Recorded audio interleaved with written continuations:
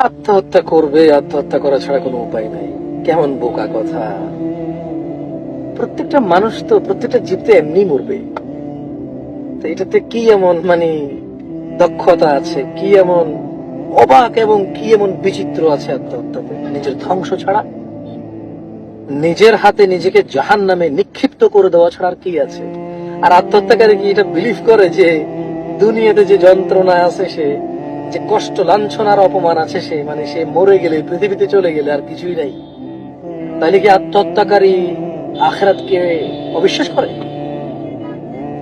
আত্মহত্যাকারী কেন আত্মহত্যা করে ভাই? তার কি মনে হয় যে না, এই যন্ত্রণা সাথে মরে যাওয়া ভালো? তো মরে গেলে যন্ত্রণা নাই, সে নিশ্চিত জান্নাতি? নাকি জান্নাত জাহান্নাম কিছু নাই মৃত্যুর পর? ভাই একটু আমাকে বুঝাই বলেন কথাটা।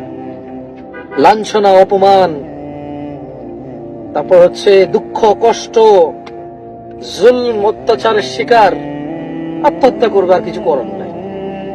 কেন? কারণ দুনিয়াতে তার কষ্ট, দুঃখ। তো মরে গেলে কি জাহান্নাম নাই?